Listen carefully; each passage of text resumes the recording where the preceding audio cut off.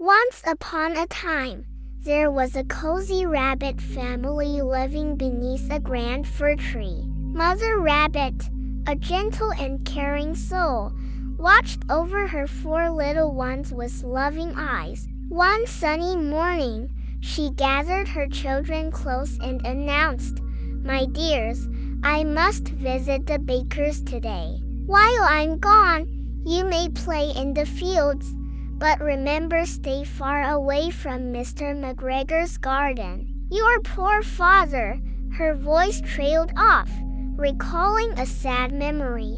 As Mrs. Rabbit hopped away, her daughters Flopsy, Mopsy, and Cottontail obediently set off to gather juicy blackberries. But young Peter, always a mischievous one, had other plans brewing in his furry little head. He watched his sisters disappear into the bushes, then scampered towards the forbidden garden, his heart racing with excitement. Reaching the tall fence, Peter squeezed his plump body under a loose board, popping out on the other side with a triumphant wiggle. His eyes widened at the sight before him, row upon row of crisp lettuces, plump radishes, and sweet, crunchy carrots. It was a rabbit's paradise. Without a second thought, Peter dove in, munching and crunching his way through the vegetable patch. He was so engrossed in his feast that he didn't notice the heavy footsteps approaching until it was almost too late.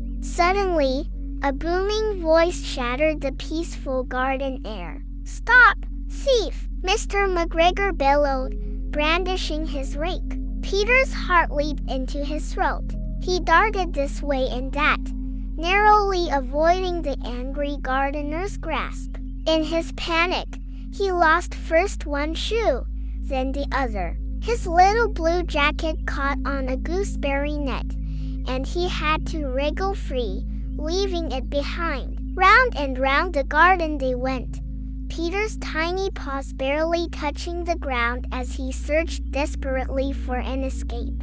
At last, he spotted the gate, his salvation. With one final burst of speed, Peter shot through the opening and didn't stop running until he was safely back under the big fir tree. Exhausted and shaken, Peter collapsed in a heap. His sisters found him there, trembling and muddy, his usually pristine fur in complete disarray. They helped him inside, clucking and fussing over their bedraggled brother. Mother Rabbit returned to find Peter tucked into bed, sipping chamomile tea with a woeful expression. Though disappointed by his disobedience, she couldn't help but feel relieved that he was safe. As Peter dozed off, she gently stroked his ears and whispered, "Rest now, my little one. Tomorrow is another day." In the cozy burrow kitchen,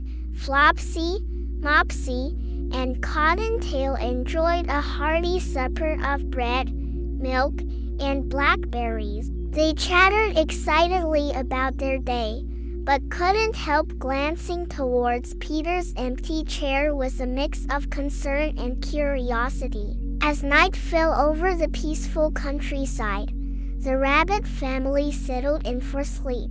Mother Rabbit checked on each of her children, saving Peter for last. She gazed at his sleeping form, her heart full of love and a touch of worry. Yes, he had been naughty, but he was still her precious boy. In the quiet darkness, Mrs. Rabbit reflected on the day's events. Peter's adventure had been frightening, but perhaps it would teach him a valuable lesson.